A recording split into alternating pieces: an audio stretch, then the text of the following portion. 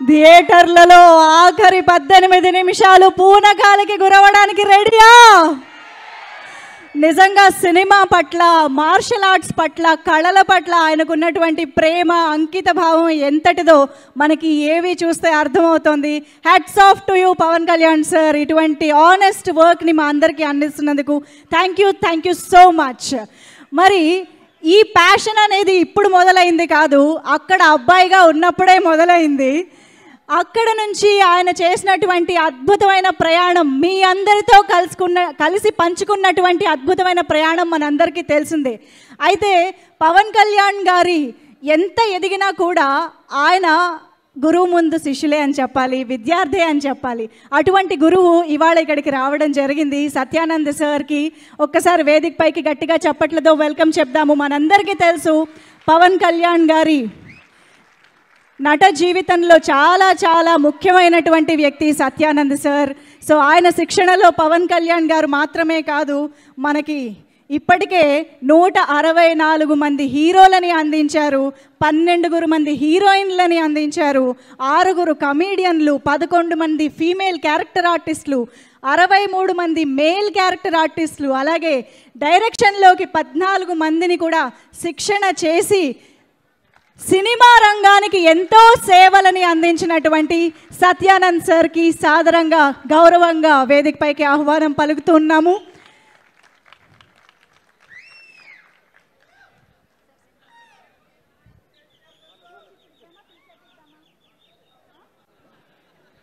Sir, ముందుగా మీ మాటలు వినాలని అనుకుంటున్నాము. మిమ్మల్ని మాట్లాడవలసిందిగా రిక్వెస్ట్ చేస్తున్నాం. అందరికీ నమస్కారం.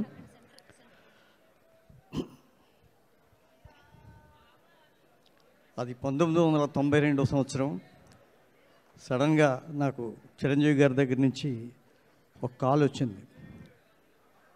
తొందరగా, సాధ్యమైనంత తొందరగా చెన్నై రమ్మనమని.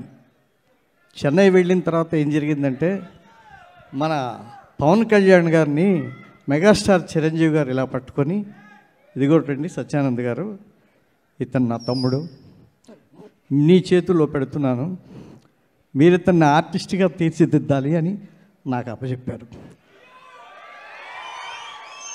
అదే నాకు జీవితంలో ఓ పెద్ద టర్నింగ్ పాయింట్.